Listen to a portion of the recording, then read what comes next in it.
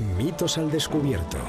Una serie de investigación del Instituto CEU de Estudios Históricos, dirigida por los profesores Alfonso Bullón de Mendoza y Luis Todores, realizada con motivo del 75 aniversario del comienzo de la Guerra Civil Española.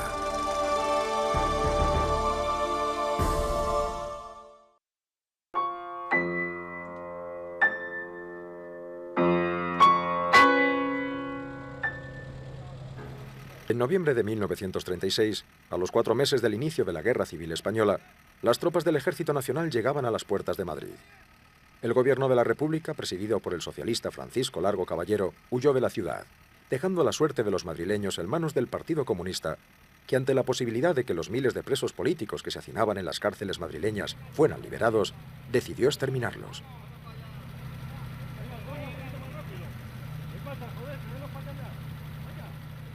En Paracuellos del Jarama, el gobierno del Frente Popular cometió el mayor genocidio organizado de toda la historia de España.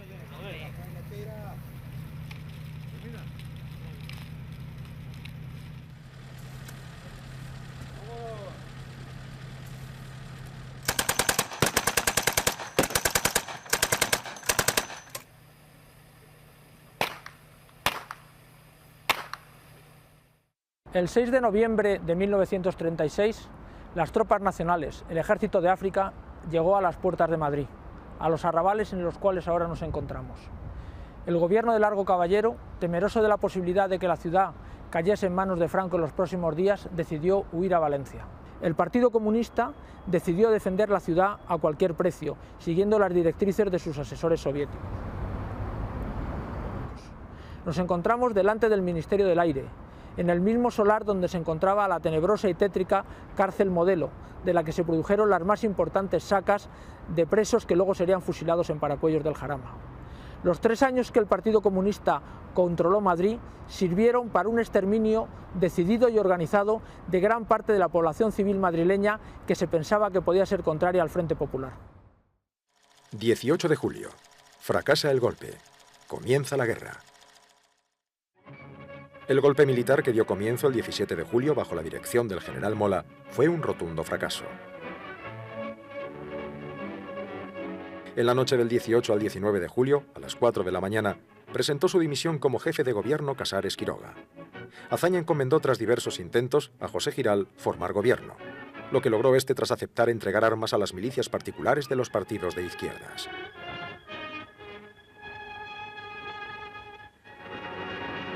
En Madrid se produjo la matanza de los sublevados que se habían rendido en el cuartel de la Montaña.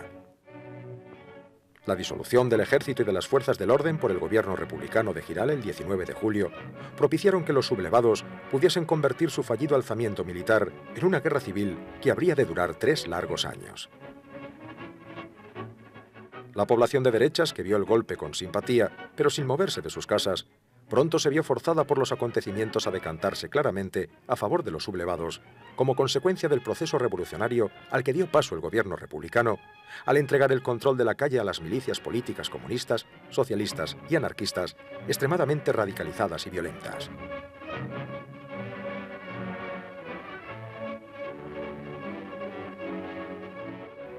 Con el comienzo de la guerra quedó institucionalizada una terrible represión, siguiendo el ejemplo marcado por los bolcheviques durante la Revolución Rusa. Para el Frente Popular el objetivo era el exterminio de una cantidad enorme de españoles, condenados únicamente por sus creencias religiosas, por sus ideas políticas o su clase social, independientemente de la vinculación que tuviesen con el golpe militar. Estas matanzas indiscriminadas se habían de prolongar a lo largo de 3 años.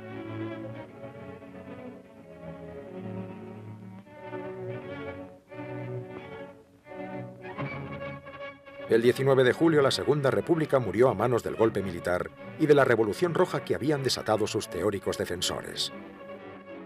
Destacan los retratos de los grandes conductores del marxismo, de los guías del proletariado: Lenin, Stalin, rodeando al emblema de la Internacional Comunista. Terror en el Madrid de la República. Las checas. El gobierno del Frente Popular consintió que las milicias de los diferentes partidos de izquierdas, acrecentadas con numerosos delincuentes comunes salidos de las prisiones, creasen sus cárceles particulares, las temidas checas, en las que, bajo el amparo de los llamados tribunales populares, comenzó la captura y asesinato, los paseos, de religiosos, militares y derechistas, bajo la acusación de ser enemigos de la República y de la libertad.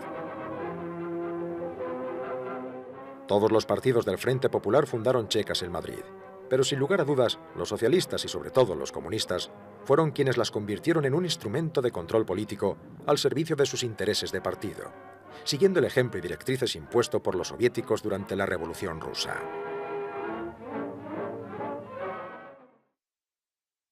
El Partido Comunista, en el momento en que los nacionales empiezan a acercar a Madrid, tiene ante todo un objetivo que es apoderarse del mayor peso posible en la Junta de Defensa, y lo consigue. De hecho, tiene la mitad prácticamente de los puestos en la Junta de Defensa.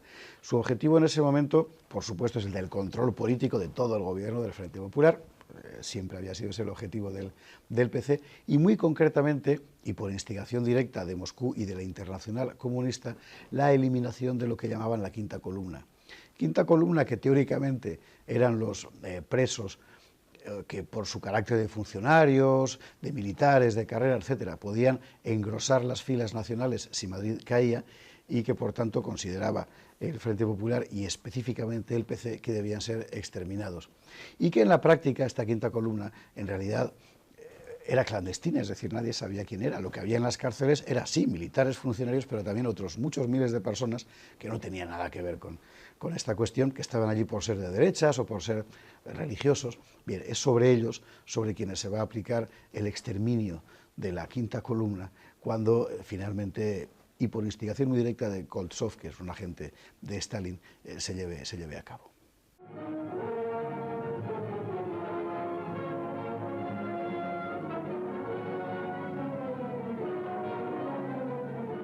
La guerra, a comienzos del otoño de 1936, no iba nada bien para la República. Lo alarmante de la situación obliga a Azaña a un cambio de gobierno.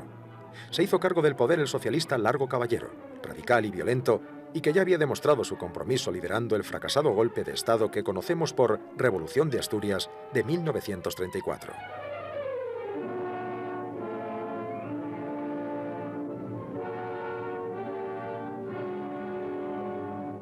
Bajo su gobierno proliferarán aún más los asesinatos y crímenes de todo tipo en la España republicana.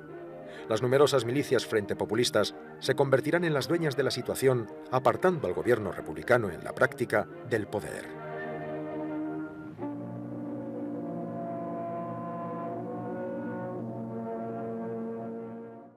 Las checas forman parte de un gran entramado represivo que se articula en las grandes ciudades de la retaguardia republicana. No solamente funcionan en Madrid, sino también en Barcelona, en Valencia y sobre todo en grandes ciudades. Generalmente los muertos de las checas forman parte de un entramado represivo distinto a ese gran ejecutor del terror que son las grandes sacas de las cárceles y que son las que alimentan fundamentalmente las grandes fosas y las grandes matanzas que tienen lugar en Paracuellos del Jarama, en Torrejón de Ardoz, en Aravaca y en otros lugares. La práctica de las checas, aunque también hay algunas sacas colectivas con grupos relativamente elevados de presos, iba más unida a otra práctica que se da también en paralelo con personas que ni siquiera pasaban con centros de detención, que eran los llamados paseos, o sea, asesinatos de pequeños grupos de personas o incluso de personas individuales cuyos restos, cuyos cadáveres eran luego abandonados generalmente en sitios despoblados, en los cuales muchas veces era incluso hasta difícil su identificación y su control. El gobierno de la República fue el responsable directo de poner en manos de los milicianos el orden público. Desde el gobierno de Largo Caballero no solo se toleraron sus crímenes, se coordinó y se alentó sus acciones, proporcionándoles listados y direcciones de los enemigos de la República. La matanza de los presos y civiles desafectos al Frente Popular no fue algo puntual, realizado por grupos de incontrolados. Fue parte de un plan perfectamente premeditado. La prensa de izquierdas venía reclamando desde agosto el fusilamiento de los presos políticos. El periódico de los trabajadores, de los campesinos.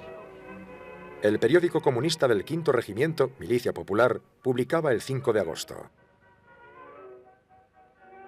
En Madrid hay más de 1000 fascistas presos entre curas, aristócratas, militares, plutócratas y empleados. ¿Cuándo se les fusila? El periódico Octubre, en su edición del 17 de agosto, decía: «A esta hora no debía quedar ni un solo preso, ni un solo detenido. No es hora de piedad. La sangre de nuestros compañeros tiene que cobrarse con creces». Los numerosos asesinatos que continuamente se cometían en Madrid, los cadáveres que aparecían tirados en cunetas, calles y parques tras los paseos, llevaron a muchos diplomáticos extranjeros a intervenir para intentar salvar la vida de miles de inocentes condenados irremisiblemente a muerte.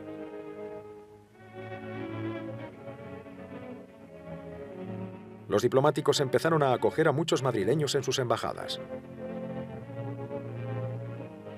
El cuerpo diplomático acreditado en Madrid fue testigo de primera fila de los crímenes que impunemente se cometían en nombre de la libertad y la democracia.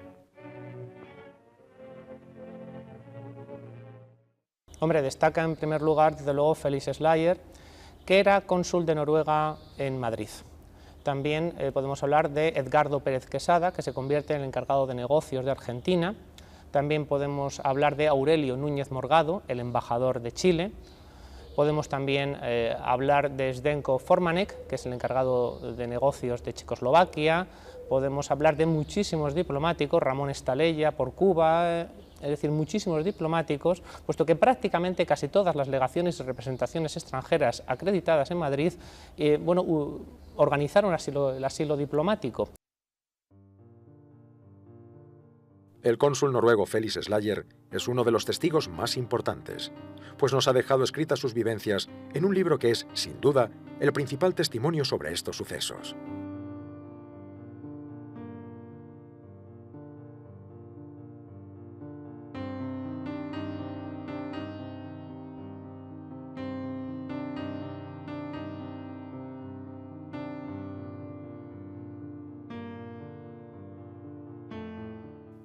Dice Slayer: Se establecieron tribunales populares constituidos por los representantes de las organizaciones y comités revolucionarios que juzgaban y sentenciaban arbitrariamente a personas que les traían mediante denuncias o delaciones por cualquier afiliado, sin intervención de gobierno ni de jurisdicción estatal alguna.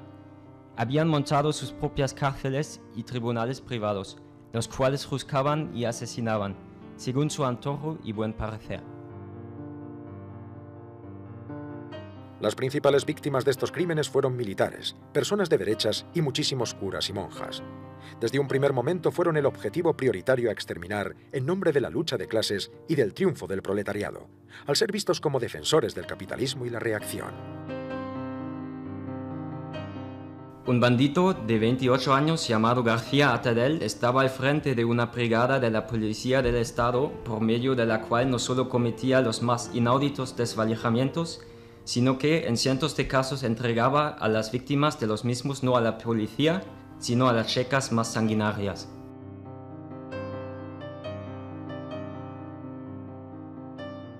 Una de las checas más terribles era la de la calle de Alcalá, conocida como la de Bellas Artes, que luego fue trasladada a la calle Fomento número 9. Era una checa oficial. Durante el otoño de 1936, esta expresión, Fomento número 9, alcanzó en Madrid resonancia tan terrible que a cualquier madrileño se le ponía la carne de gallina con solo oírla. Quienes ahí iban a parar, solo en casos excepcionales salían con vida.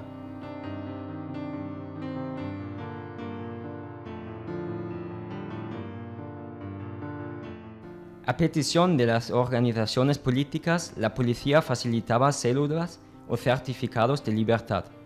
Con dichos documentos, cada noche los milicianos sacaban presos de uno y otro establecimiento penitenciario y les daban el paseo. En la cárcel correspondiente se registraba en la ficha del desgraciado así liberado la palabra libertad. En la cárcel Modelo estaban hacinados religiosos, militares y políticos derechistas, muchos de ellos detenidos antes de la sublevación militar. También había muchos jóvenes falangistas.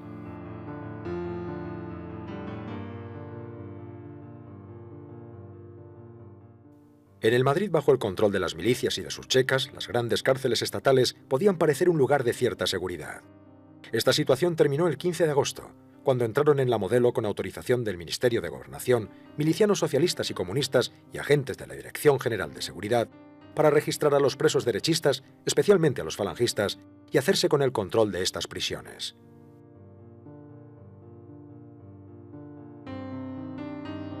A mediados de agosto empezaron a funcionar en la Modelo los tribunales populares revolucionarios. Cualquier atisbo de garantía procesal desapareció en este momento.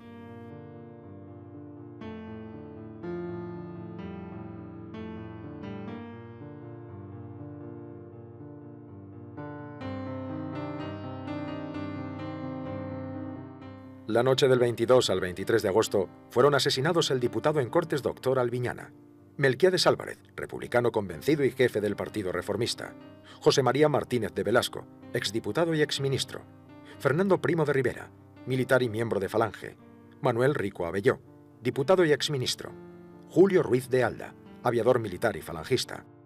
Todos ellos fueron fusilados sin ninguna garantía procesal ni juicio previo. A estos crímenes siguieron una larga lista de asesinatos, entre los que se encontraría el del capitán Ordiales, el capitán Fanjul, hijo del general del mismo nombre, el general Capaz, el general Villegas.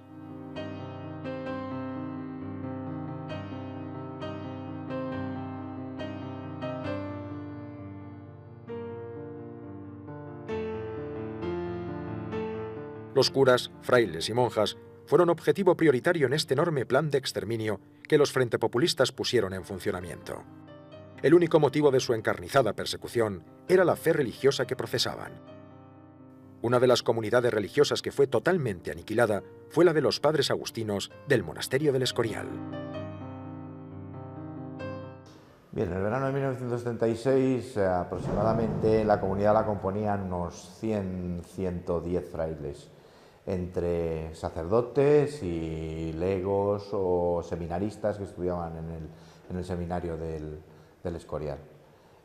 Aquí habían estudiado personajes tan importantes como Azaña, que había sido hasta no hace mucho alumno de estos mismos frailes. El padre Zarco es hermano de mi abuelo, es hermano mayor que él. Viene al Escorial a realizar sus estudios, donde se ordena sacerdote. Llegó a ser académico de la historia, de la Spanish Society de Nueva York, pero su cargo más importante y sobre que él tenía un cariño especial era como bibliotecario de la Real Biblioteca del monasterio. En los primeros días de agosto se deciden al traslado ya lo que era el antiguo convento de San Antón y que se convierte en la Checa de San Antón, conocida como tal. Bien, en San Antón pasan desde agosto del 36 hasta que finalmente mueren fusilados en noviembre del año 36. Junto a los 30 y tantos, 40 frailes, monjes ya sacerdotes que vivían en este convento, había un gran número de jóvenes que corrían por estos claustros y que eran seminaristas en aquella época y que corrieron la misma suerte que sus mayores.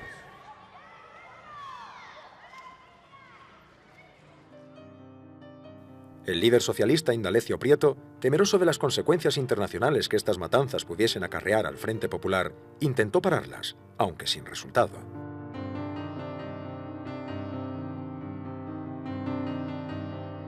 La posibilidad de que Madrid fuese liberado por los nacionales aceleró el exterminio de los presos detenidos en las numerosas cárceles y checas que poblaban el Madrid republicano.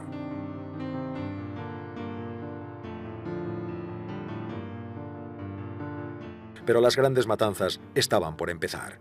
Durante los meses de septiembre y octubre, los asesinatos se habían producido en un lento pero constante goteo. En noviembre, esto cambió.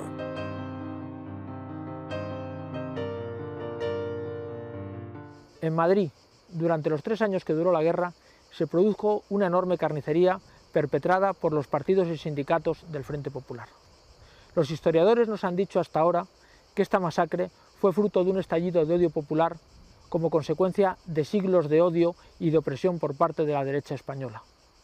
Pero hoy sabemos que esto no es cierto. De los más de 20.000 muertos que se produjeron en Madrid, una gran parte fueron fruto del plan perfectamente organizado que el Partido Socialista, los anarquistas y sobre todo el Partido Comunista perpetró para acabar con sus enemigos políticos.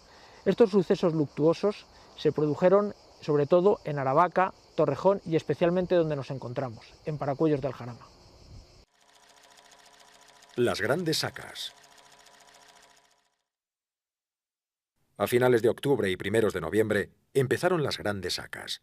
Las primeras matanzas se produjeron en el cementerio de Aravaca con los presos de las prisiones Modelo, San Antón y Ventas, que empiezan a ser sistemáticamente eliminados. En Aravaca fue asesinado el líder falangista Ramiro Ledesma y el intelectual Ramiro de Maeztu, al que se atribuye la siguiente frase. Vosotros no sabéis por qué matáis. Yo sí sé por qué muero, porque vuestros hijos sean mejores que vosotros. Los fusilamientos en Aravaca tuvieron que ser suspendidos por la cercanía de las tropas nacionales que ya estaban casi a las puertas de Madrid, siendo el nuevo lugar elegido para los fusilamientos la zona de Rivas-Vaciamadrid, junto a la carretera de Valencia, Torrejón y finalmente en Paracuellos del Jarama. A estas alturas, el gobierno de la República ya no podía ocultar lo que está pasando en Madrid. El cónsul noruego Slayer establece contacto con las cárceles a finales de septiembre de 1936, cuando va a visitar al abogado de la legación de Noruega, Ricardo de la Cierva, detenido en la cárcel Modelo.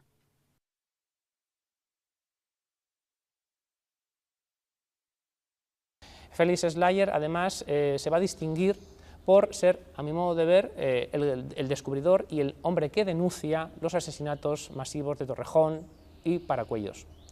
Es el que lo descubre. Es al mismo tiempo el que lo comunica precisamente a otros jefes de misión, como por ejemplo Edgardo Pérez Quesada, el representante de Argentina. Él va también a ver las fosas, y bueno, las fosas estaban digamos, todo lo que había sido la fosa, había tierra, pero decían en sus informes que se olía el olor a cadáveres, sospechaban que efectivamente había indicios de que allí se habían cometido asesinatos masivos, y Edgardo Pérez Quesada escribe un informe demoledor que envía a Buenos Aires. Pero antes de ser enviado a Buenos Aires, el encargado de negocios británico le pide una copia, y esa copia se conserva, puesto que fue enviada al Foreign Office, y según palabras de otro historiador, Ángel Viñas, no son mías, son de Ángel Viñas, ese informe fue demoledor. Cayó como una bomba en el Foreign Office.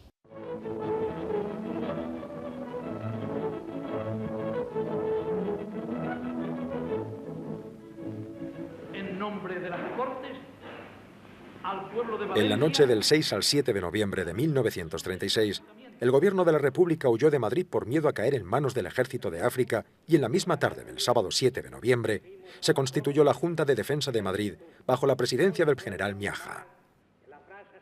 La Junta nombró consejero de Orden Público al líder de las Juventudes Socialistas Unificadas, el comunista Santiago Carrillo, y como delegado a sus órdenes a Segundo Serrano Poncela.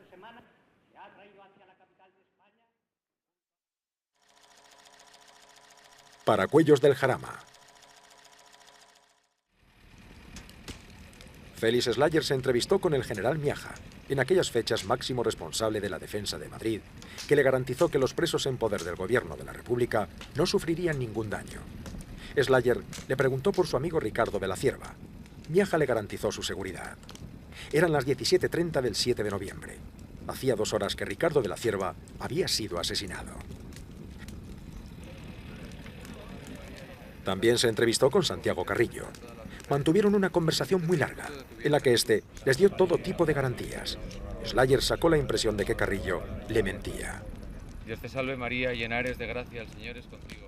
Carrillo pretendía no saber nada de todo aquello, lo cual me parece totalmente inverosímil, como lo demuestra el hecho de que durante la noche y el día siguiente prosiguieron, pese a sus falsas promesas, los transportes de presos sacados de las cárceles. Prosiguieron sin que Miaja ni Carrillo intervinieran para nada, y sobre todo sin que pudieran seguir alegando desconocer unos hechos de los que les acabábamos de informar.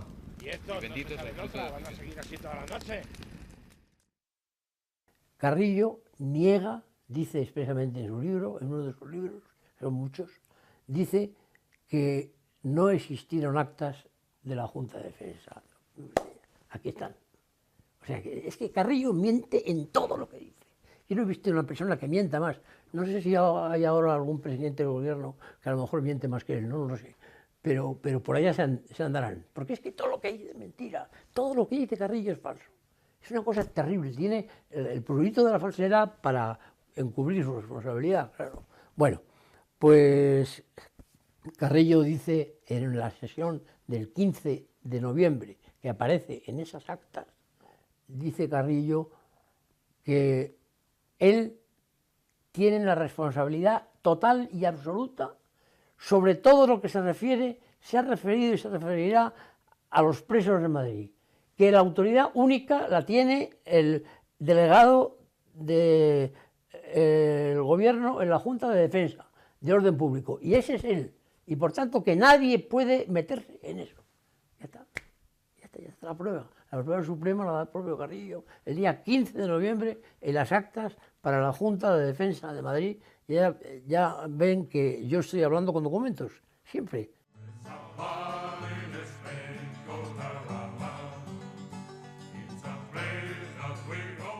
Mientras esto ocurría, llegaban a Madrid los primeros brigadistas internacionales enviados por Stalin para defender la capital de España. El Partido Comunista quería conservar la ciudad a cualquier precio y lo consiguió.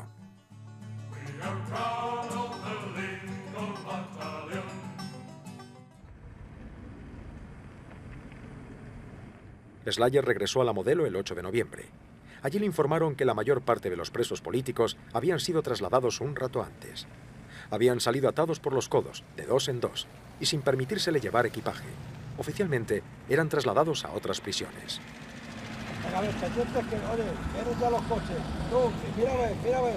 Pero, ¿dónde fueron a parar estos presos? Si no habían llegado a la prisión de Alcalá de Henares ni a Valencia, ¿dónde estaban? ¿Habían sido asesinados? ¿Dónde estaban sus cadáveres? Venga, ya viene el convoy. Vosotros quedaros ahí con el corralillo.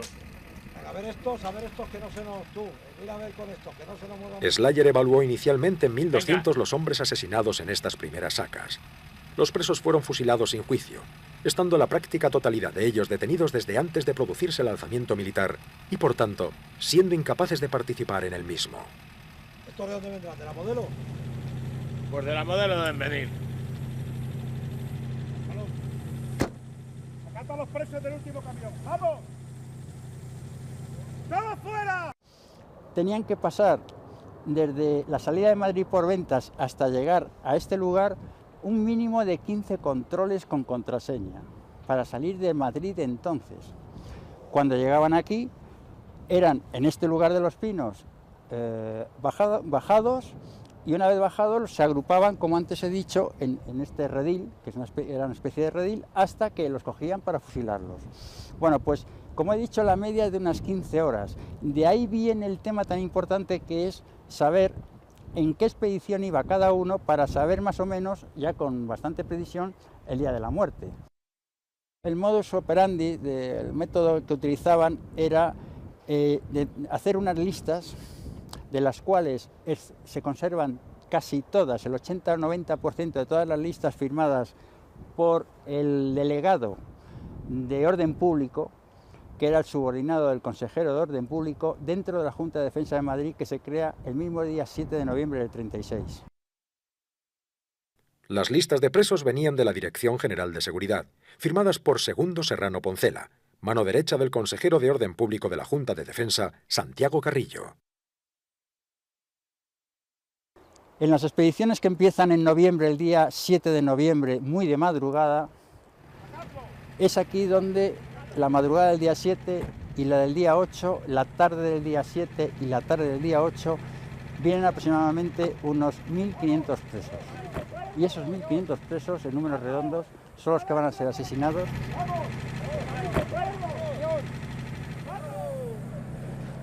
Daba comienzo la larga lista de fusilamientos, la más importante de la Guerra Civil, que solo en Paracuellos elevarían el número de víctimas inocentes por encima de las 4.500.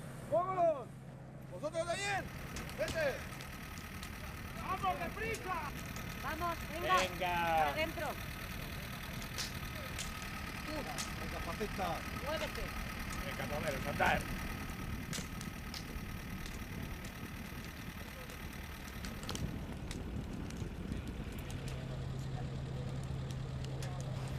Aquí, por dar unas pequeñas cifras, aproximadamente hay unos 4.500 personas enterradas. Esas personas están totalmente identificadas. Y con respecto al tema religioso, Digo que es el mayor exponente de la persecución religiosa que estuvo integrada dentro de lo que fue la Guerra Civil Española, porque aquí reposan hasta el momento 105 beatos, reconocidos por la Iglesia por defender la fe sin haber habido nunca una apostasía. Aparte de eso, aquí hay 21 órdenes religiosas en total y, si contamos sacerdotes y religiosos, hay 281. Y con respecto a las personas asesinadas, hay de todas las condiciones sociales, de todas las clases sociales. Aquí lo que todo el mundo cree es que son mayoría militares. Pues no, militares aproximadamente de todas las graduaciones y de todas las armas, aproximadamente es el 25%. Luego quedaría aproximadamente un 50-60% que es de todas las profesiones liberales, civiles, y luego quedaría el resto, se dividiría entre los religiosos sacerdotes, incluidos novicios, etcétera, y aproximadamente unos 300, no llegaría a 300 chavales o gente joven menor de 18 años. Y conforta mi alma, me guía por senderos de justicia.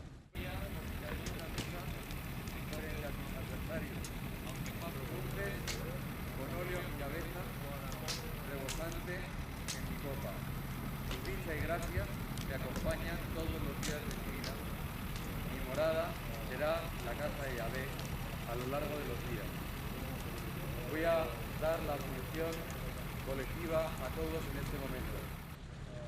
Ego te absolvo, in nomine Patris, et Filii, et Spiritus Sancti.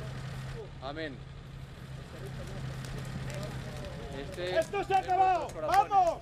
Y en vuestra cabeza. ¡Esto se ha acabado! Sed fuertes, hijos míos. ¡Vamos! Sed fuertes. Sed fuertes todos. levántate. Sed fuertes. Venga. No tengáis miedo. ¡Anda! ¡Con pasión! ¡Levántate! No tengáis miedo. Venga andando. Ánimo, hijos míos. Dispersaros, venga, todos juntos. ¡Despacito! Vamos, vamos. ¡Vamos! ¡Vete! ¡Deprisa! ¡Vete, vete!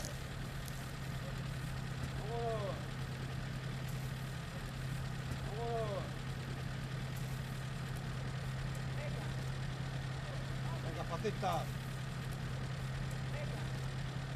¿Qué pasa, joder? ¿Se ven los patas ya? Venga.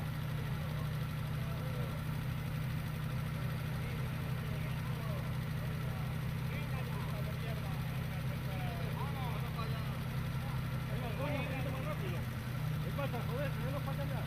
Venga.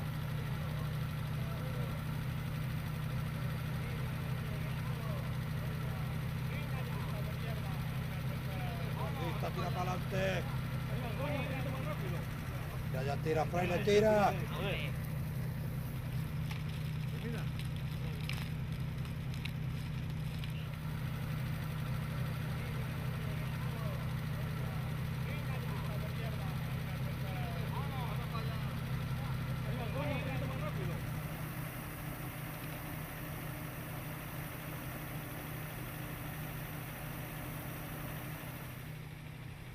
¡Vamos a acabar con esto! ¡Carguen! ¡Gritad conmigo! ¡Viva Cristo Rey! ¡Apunte! ¡Viva Cristo Rey!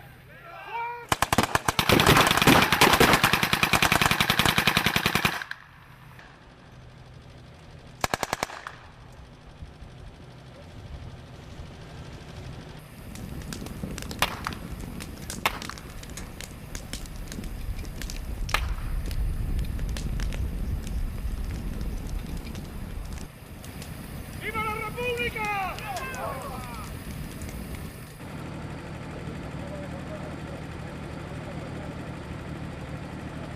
Mira aquí está el jodido día. Venga. Venga. ¡Cura! ¡Vamos! ¡Venga! ¡Vamos!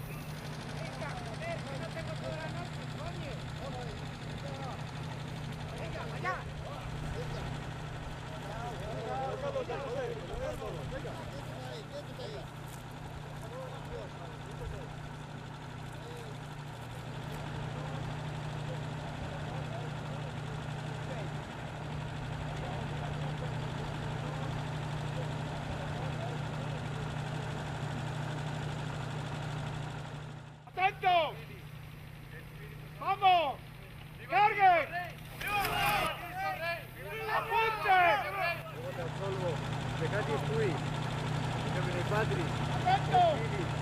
Espíritu Santo. ¡Viva Cristo Rey! ¡Viva Cristo Rey! ¡Viva España! ¡Viva España!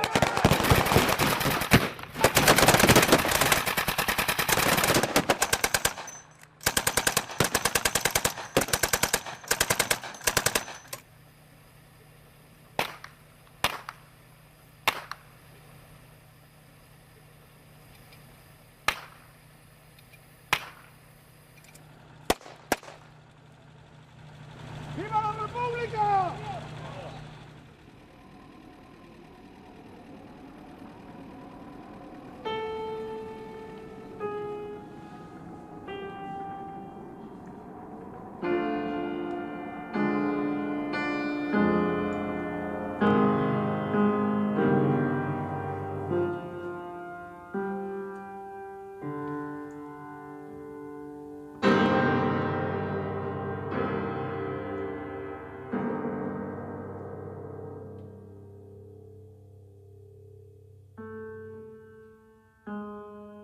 Pues yo soy Amalia Cubillo, de Carlos, hija de Javier Cubillo Valdés, que lo trajeron aquí la madrugada del 7 de noviembre, lo sacaron de la cárcel Modelo y lo trajeron aquí y los mataron con todos ellos, y está aquí, y yo vengo todos los años a recordarle, porque verdaderamente es impresionante haber perdido a tu padre con 6 años. Y llegaron aquí y, según cuentan, los mataron poniéndolos a todos con tiros, que dice que incluso no quedaron muertos del todo, que ese es un sufrimiento muy grande, porque dice que les disparaban y que no llegaron a morirse todos a la vez, sino que luego se fueron muriendo y además le echaron tierra encima, con lo cual ya lo terminaron. Eso es lo que nos han contado.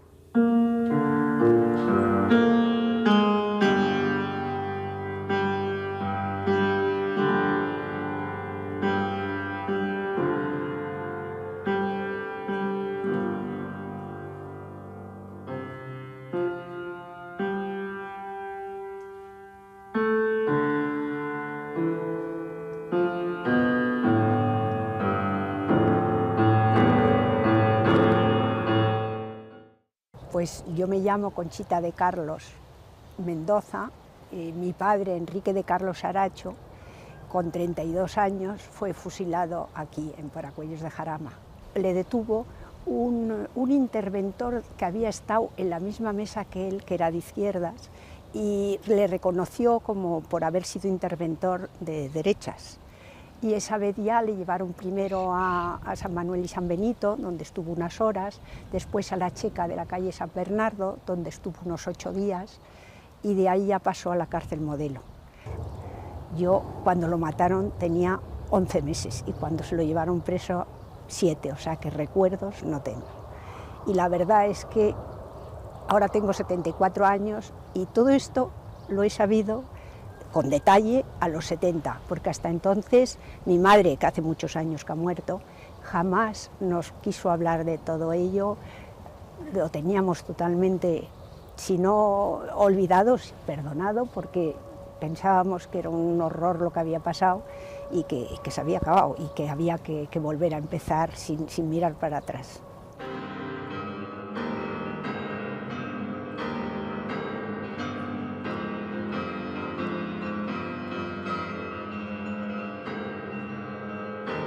Bueno, Pedro Muñoz Seca fue un dramaturgo, nacido en el puerto de Santa María en el año 1879, porque él engañó a las biografías, él era muy supersticioso y ha conseguido que casi todas las biografías pongan que nació en 1881, que es un año capicúa, pero él nació en el 79. Un dramaturgo que llenó toda una época del teatro español hasta la guerra, que escribió 300 comedias, que una de ellas es un clásico del teatro español, La venganza de Don Mendo. Era una persona normal, que se casó, tuvo 9 hijos, honrado, triunfador, y que en el año 1936, en esa locura colectiva en la que se metió España, pues fue asesinado. Él fue detenido en Barcelona después de estrenar una comedia llamada La tonta del rizo. No hay motivo de su detención, por monárquico, por ser amigo del rey y por escribir en contra de la República.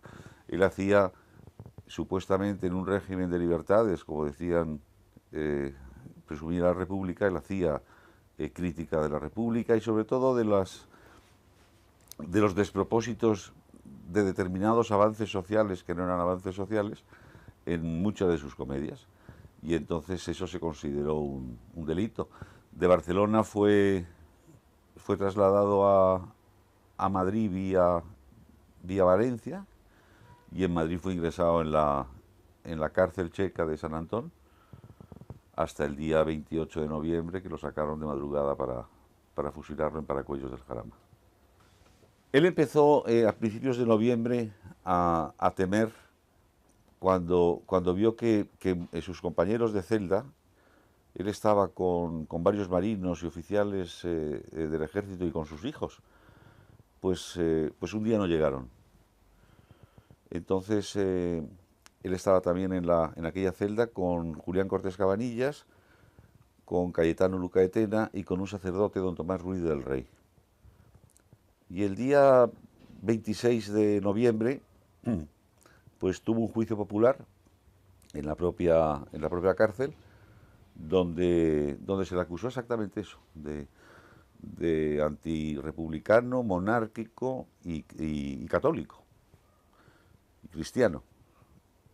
El día 27, por la tarde, le llamó el director de la prisión y le dio malas noticias. En su libro de memorias, Cortés Cabanillas lo cuenta, cuando llegó mi abuelo algo abrumado y le dijo, pues no hay salvación, nos matan, será mañana o será pasado mañana. Y el 28 de noviembre, de madrugada, a la 1:30 de la mañana, se encerró en la celda con el sacerdote don Tomás Ruiz del Rey, que falleció con él, fue asesinado junto a él. Se confesó, estuvieron hablando, y a las 4 de la mañana escribió su última carta a su mujer, que está fechada el día 28 de noviembre. Posteriormente, por la mañana, antes de fusilarlo, cuando fue llamado al rastrillo, al camión de la muerte. Él llevaba un abrigo puesto, era muy friolero, como todo buen andaluz, y otro abrigo en el brazo. Le quitaron el abrigo que tenía en el brazo, le quitaron el reloj, le quitaron las pocas pertenencias personales que tenía. Uno de los milicianos, llamado Dinamita, le cortó, para humillarle la estética, le cortó los bigotes, aquellos bigotes que tenía se le dejó con 2 moscas aquí, le ataron con un alambre, con bramante, que le llegó prácticamente hasta las venas, y a las 7:30 de la mañana lo fusilaron en Paracuellos junto a 400 personas más. Aquella fue la saca del 28 de noviembre. En la carta que él escribe, ya sabedor de su muerte, es una carta en la que pide a su mujer que mantenga el espíritu de los hijos, y en la que está clarísimo que se despide. Dice en su párrafo final: siento proporcionarte el disgusto de esta separación, pero si todos debemos sufrir por la salvación de España, y esta es la parte que me ha correspondido, benditos sean estos sufrimientos. Te escribo muy deprisa porque me ha cogido la noticia un poco de sorpresa. Adiós, vida mía, 1000 besos a los niños, cariños para todos y para ti, que fuiste siempre mi felicidad, todo el cariño de tu Pedro. 28 de noviembre. Como comprenderás, voy muy bien preparado y limpio de culpas. O sea que estaba clarísimo que él sabía que ya se lo había anunciado el director de la Checa, que al día siguiente o 2 días después pues sería asesinado. Los fusilamientos únicamente pararon cuando pudo hacerse cargo de su puesto el anarquista Melchor Rodríguez, delegado gubernativo de prisiones desde el 7 de noviembre, pero al que los comunistas no dejaron acceder al control de las cárceles el tiempo que duraron las sacas y cuya decidida actuación puso fin durante un tiempo a los asesinatos. Slayer se planta en Paracuellos, habla con la gente del pueblo y la gente del pueblo de Paracuellos le cuenta que fueron obligados a cavar las fosas para los muertos que hay ahí. Entonces Slayer se va a ver a Carrillo y le dice: Ricardo de la Cierva está enterrado en Paracuellos. Después de muchos dimes y diretes, Carrillo lo tiene que confesar. Y por el propio Carrillo sabe Slayer que mi padre había sido asesinado. Santiago Carrillo es responsable político directo de las primeras sacas, porque él es el que manda cuando ocurren, pero no es el que tiene la idea, puesto que se sabe que las primeras sacas quedan dispuestas por el ministro de la Gobernación, Galarza, un socialista, antes de huir hacia Valencia. Sin embargo, son gente de Carrillo y la gente que está mandando Carrillo quienes ejecutan esas primeras sacas. Y es, desde luego, responsable directo también y sobre todo de las segundas sacas, que son las que tienen lugar cuando él ya está plenamente instalado en la Consejería de Orden Público de la Junta de Defensa de Madrid.